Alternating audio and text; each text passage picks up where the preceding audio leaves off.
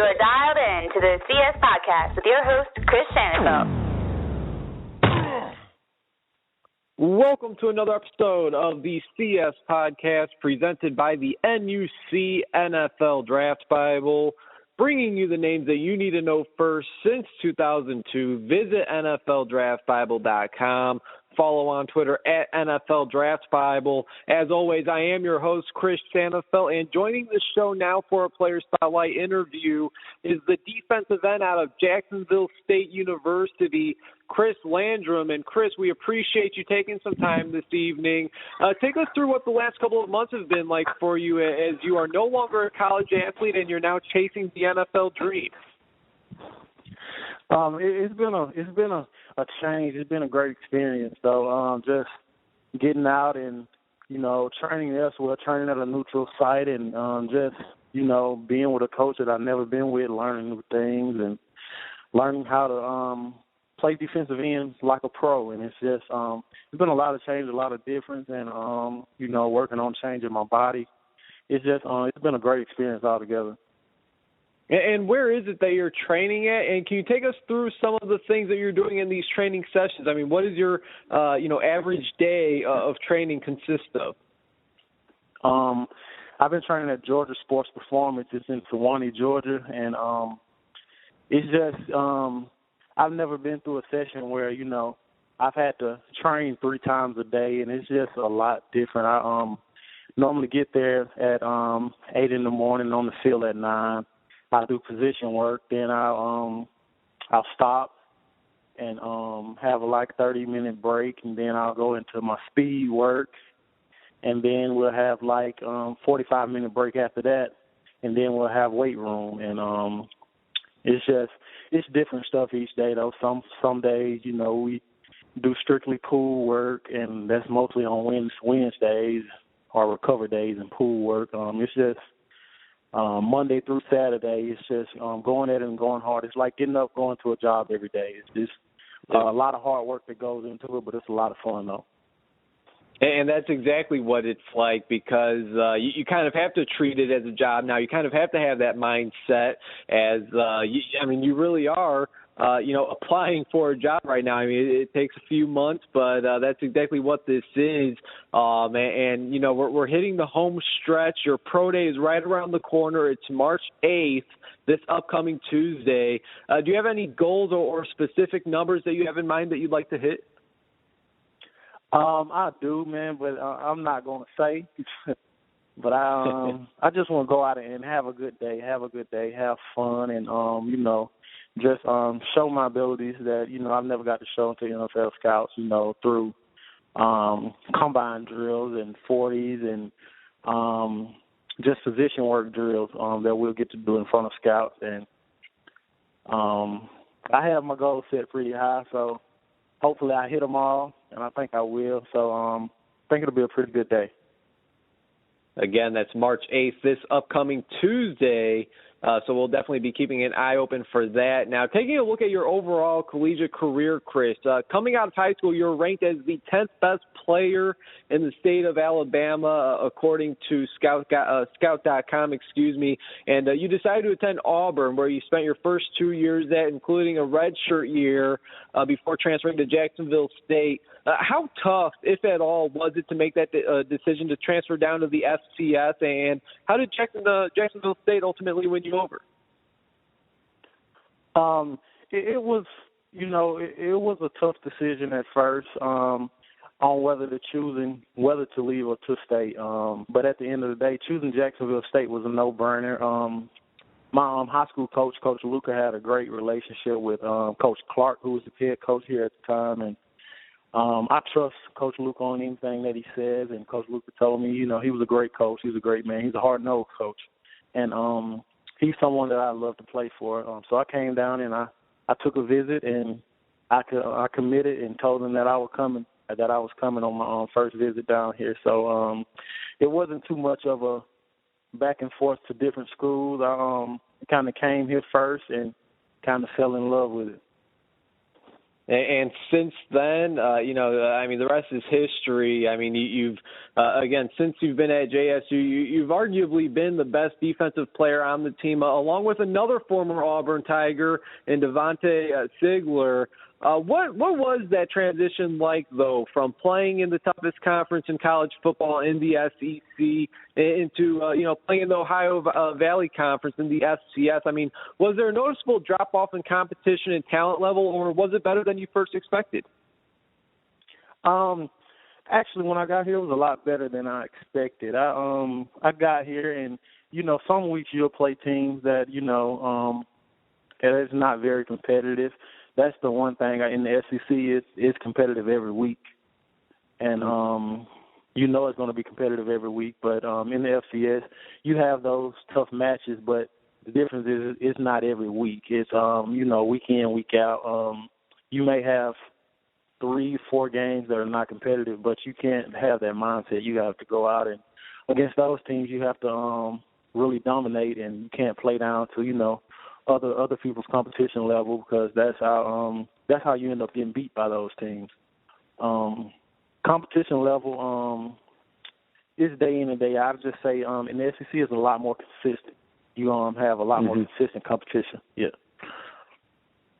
Once again, he is the 2016 NFL draft prospect, Chris Landrum, the defensive end out of Jacksonville State University, joining me here on the CS podcast presented by the NUC NFL Draft Bible, bringing you the names that you need to know first since 2002.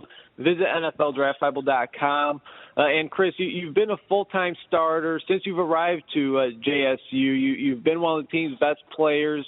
And this past season, it was your third with the Gamecocks. Opposing teams knew about number 90 on that defensive line coming in, but they still weren't able to stop you as you recorded 64 tackles, a team high as well as a career high 19 tackles for loss, 8.5 sacks, 2 forced fumbles, and a fumble recovery. And, of course, you helped lead your team to an appearance in the FCS National Championship game down in Frisco, Texas.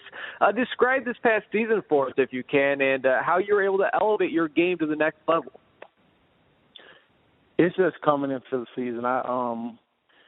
Me and my team came together.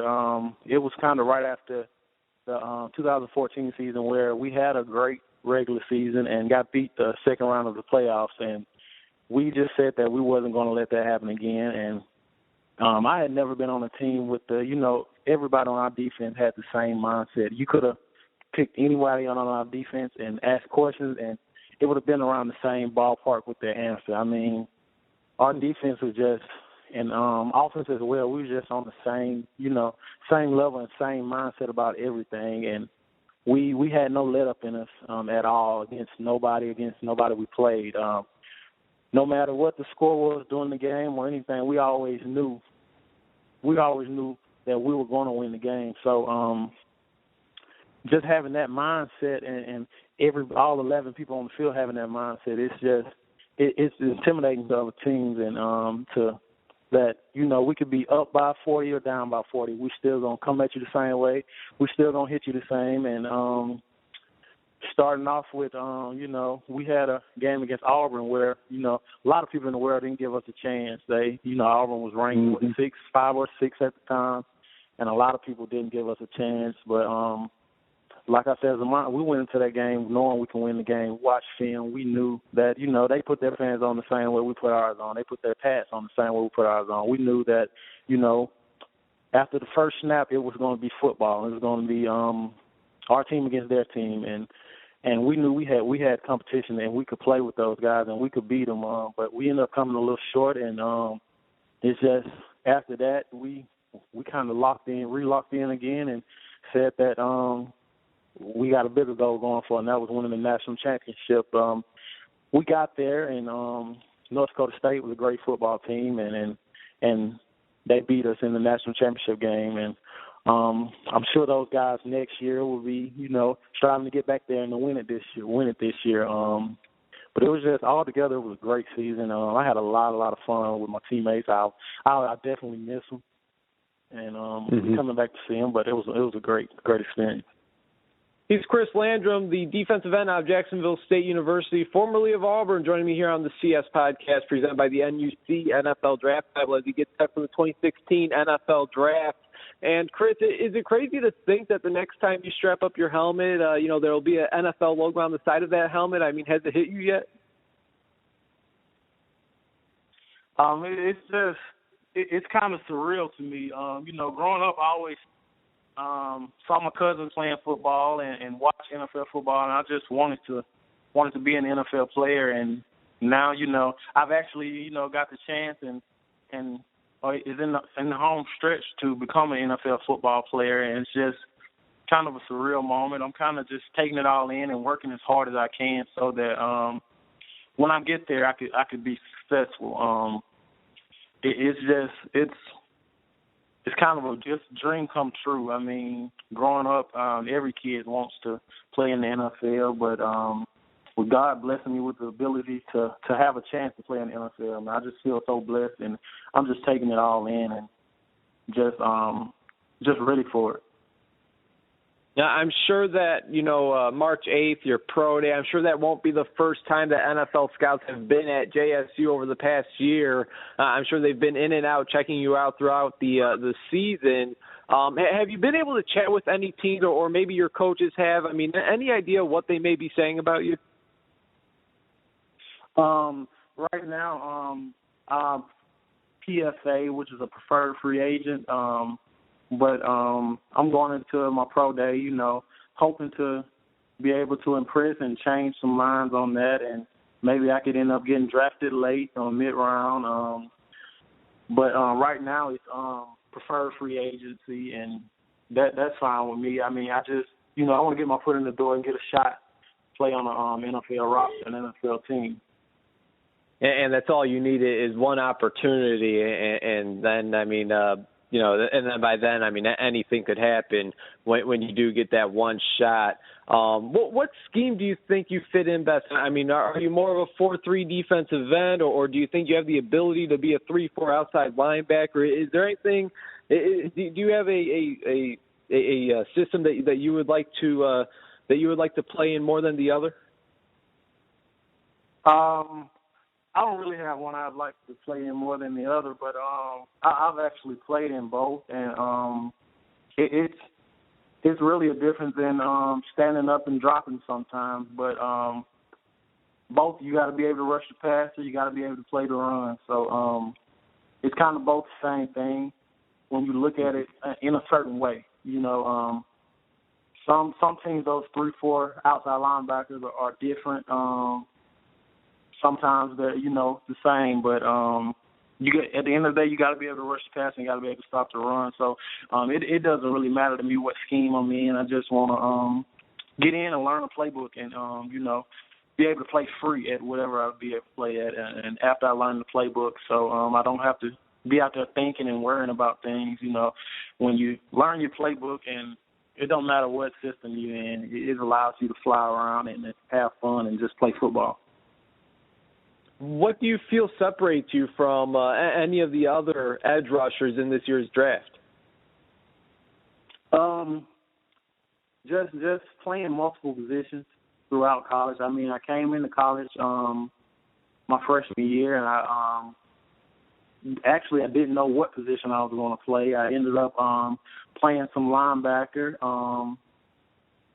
ended up playing some H-back, and linebacker and H-back at the same time. So those are two different positions. You look at it at two different perspectives. You kind of see what you have to learn offensive concepts, and that helps you a lot on defense. And playing linebacker and going to DN is it teaches you, when you're playing linebacker, it teaches you how important it is to know where your linebackers fitting while you're at the end.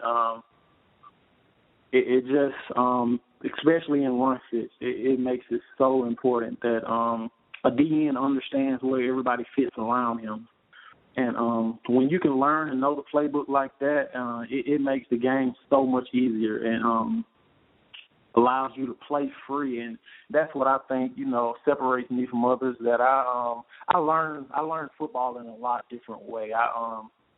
I kind of want to know what everybody's doing around me. So, you know, I don't want to know I just got to get to B-gap. I got to shut B-gap off. I got to keep the edge. I don't know why I have to do it. And just understanding those things, it helps me out a lot when I'm playing.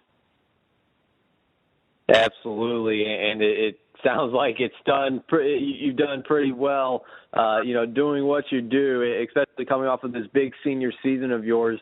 Over the last 4 years, Chris, who would you say is the best player that you've lined up against? I mean, it could be an offensive lineman, it could be a quarterback, running back, your choice. Is there anybody specific that you knew heading into that week, they were going to give you a run for your money?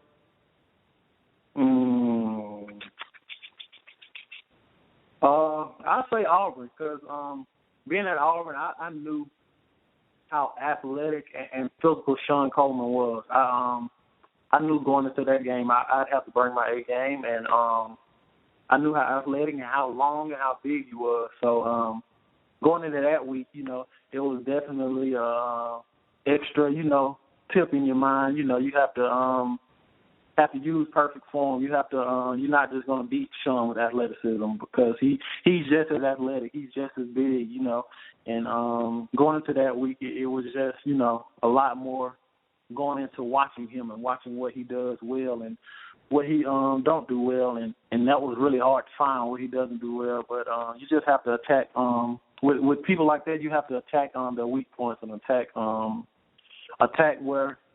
where they've been beaten at, and try to beat them that same way. But going into that game, I knew Sean was a great offensive tackle, and I knew he had great feet, and I knew he could move well. I knew he was strong. I knew all that about him from playing with him. So going into that week, I had that going on in my head. All right, Sean Coleman of Auburn. Again, you were former teammates of his, right? Yes. Okay. So you were able to spend some time with him at Auburn. All right. Well, I got to say, Chris, I do appreciate you taking some time this evening. We're going to end this interview with something that I like to call the 2-minute drill. Some of these questions will be football related, and some will be random questions just about anything. You ready to knock some of these out, my friend? I'm ready. All right. We'll start off with favorite TV show and movie. Prison Break and Notebook. All right. I like it. I like it. All right. Next question. Who would you say you model your game after? Is there anybody growing up or even within the last few years that you've been trying to take bits and pieces of their game and add it onto yours? DeMarcus Ware, he's just a technician. He does blow by people, but you look at him most of the time, he's catching hands. He's a perfect technician with his game, and when he plays, you can tell he studies O-linemen. He studies film a lot. Mm-hmm. And you know what? The guy is, 33 years old. He'll be 34 next season, and he still looks like he could play for a few more years. Obviously, coming off of the Super Bowl champion, that DeMarcus Ware and Von Miller, duo is something deadly and probably the best in the league. Now we all know that you would take any opportunity from any of the 32 teams that would, have you on board. But let's say you get to choose what team you get drafted by. Who would that be?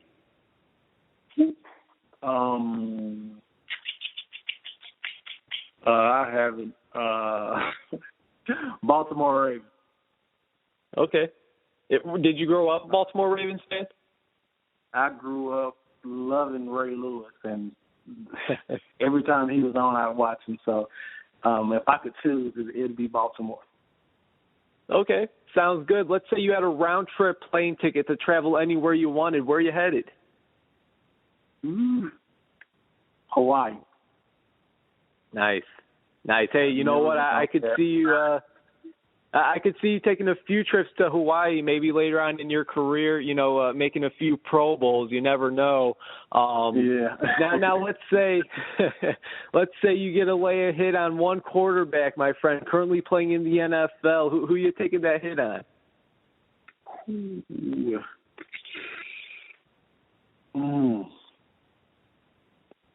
Aaron Rodgers. I like it, man. No because he rarely gets hit. He's so shifty, and he always finds a way to get out of things. I mean, I love watching him play. He's just so elusive in the pocket and just finding players downfield. It will be fun to get a good lick on him. Oh yeah.